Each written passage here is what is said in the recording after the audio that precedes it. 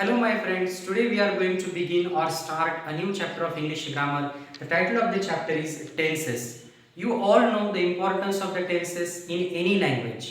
तुम्हा सर्वांना टेन्सचं महत्त्व भाषेमध्ये माहीत आहे. तर आज आपण इंग्रजी भाषेतील एक महत्त्वाचं जे ग्रामरचं टॉपिक आहे टेन्स त्याची सुरुवात करणार आहोत. There are three tenses in English language. They are present tense, past tense and future tense. Okay. तर प्रत्येक जो टेन्स आहे त्याचे पुन्हा चार उपप्रकार आहेत. म्हणजे इंग्रजीमध्ये मुख्यतः काळाचे तीन प्रकार आहेत. ते म्हणजे प्रेझेंट टेन्स म्हणजे वर्तमान काळ, पास्ट टेन्स भूतकाळ, फ्युचर टेन्स म्हणजे भविष्यकाळ. परंतु पुन्हा हे जे तीन टेन्स आहेत त्यांचे प्रत्येकी चार चार उपप्रकार आहेत. For example there are 4 types of present tense. So today we are going to study all these tenses in our today's session. So let us begin. Okay. Present tense. Present tense चा अर्थ आहे वर्तमान काळ. There are 4 types of present tense. Now see the first type of the present tense, that is simple present tense. Simple present tense चा अर्थ आहे साधा वर्तमान काळ. याचे जे स्ट्रक्चर आहे बघा ते आहे सब्जेक्ट प्लस V1 म्हणजे क्रियापदाचं पहिलं रूप प्लस ऑब्जेक्ट. ऑब्जेक्ट म्हणजे कर्म. For example Ram speaks English. याचा मराठीत अर्थ सुद्धा तुम्ही समजून घ्या. याचा अर्थ होतो की राम इंग्रजी बोलतो. Okay. So this is the simple present tense. And what is the function of simple present tense or when do we use simple present tense in the speech or while speaking. So generally we use simple present tense for expressing daily habitual actions. For example, I get up at 6 o'clock, I brush my teeth, I go to the school. So these are the various examples of simple present tense. Now let us move to the second type of the present tense. The second type of the present tense is present continuous tense. It is also known as present progressive tense. लक्षात घ्या वर्तमान काळाचा जे दुसरा जो टेन्सचा प्रकार आहे त्याचं नाव आहे बघा प्रेझेंट कंटिन्युअस टेन्स. त्यालाच आपण चालू वर्तमान काळ असं देखील म्हणतो. तर लक्षात घ्यायचं जे स्ट्रक्चर आहे ते आहे subject plus am oblique is oblique are plus V1 plus ing plus O. इथे लक्षात घ्या V1 प्लस ing म्हणजे याला आपण V4 किंवा क्रियापदाचं चौथं रूप असं देखील म्हणू शकतो. ज्या वेळेला आपण क्रियापदाला ing लावतो त्यावेळेला क्रियापदाचं चौथं रूप निर्माण होतं. For example speak, speaking. Speaking is the V4 form of the verb speak. तर लक्षात घ्यायचे जे एक्झाम्पल आहे present continuous tense. Ram is speaking English. तर ज्या वेळेला एखादी क्रिया चालू असेल त्या क्रियेचं वर्णन सांगण्यासाठी आपण प्रेझेंट कंटिन्युअस टेन्सचा वापर करतो. We make use of the present continuous tense to describe the continuous actions. For example, we are studying English grammar. I am communicating with you.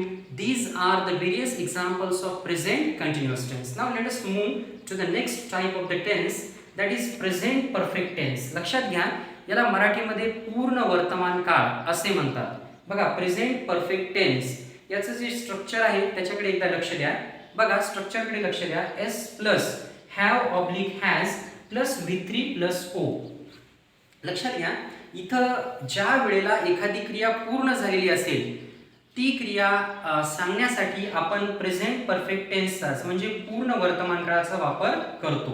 We make use of the present perfect tense to describe the actions which are completed. For example Ram has spoken English.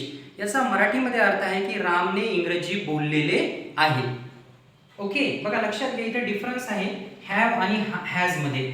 ज्या वेळेला कर्ता singular असतो त्यावेळेला आपल्याला त्याच्यासमोर has वापरायचा आहे आणि ज्या वेळेला कर्ता प्लुरल असतो त्यावेळेला त्याच्यासमोर आपल्याला हॅव वापरायचा आहे. So see here the difference between has and have. If the subject is singular we have to use has after it, but if the subject is plural we have to use the helping verb have after it. त्याच्या अगोदरचा जो tense आहे त्याच्याकडे सुद्धा थोडंसं लक्ष द्या. बघा एम इज आर हे कधी वापरायचं जर करता आय असेल. So we have to use am after I. If the subject is singular, then we have to use the helping verb is. Or if the subject is plural, then we have to use the helping verb are. हा difference लक्षात घ्या. बघा Ram has spoken English हे present perfect टेन्सचं वाक्य आहे.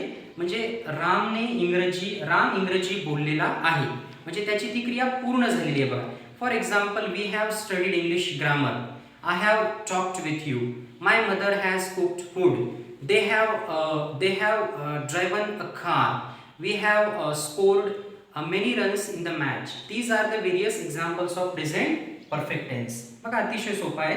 बघा त्याच्यानंतरचा वर्तमान काळाचा किंवा प्रेझेंट टेन्सचा जो चौथा प्रकार आहे तो आहे बघा present perfect continuous tense.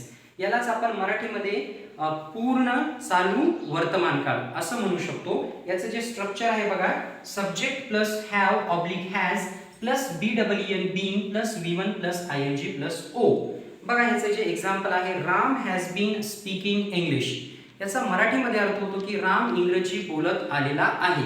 Generally we make use of the present perfect continuous tense to describe the actions which started in the past but in the present also those actions are not completed. In the present also those actions are going on.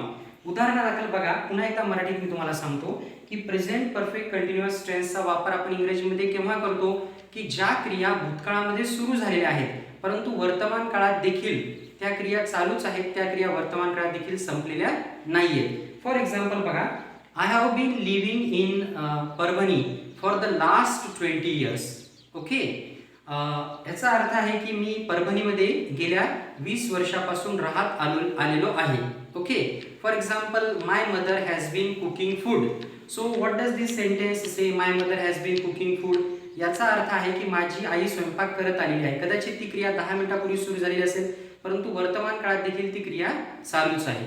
तर हे वर्तमान काळाचे 4 प्रकार होते की ज्याचा आपण व्यवस्थितपणे अभ्यास केलेला आहे. So please like share and subscribe my channel. In our next session we will study the past and future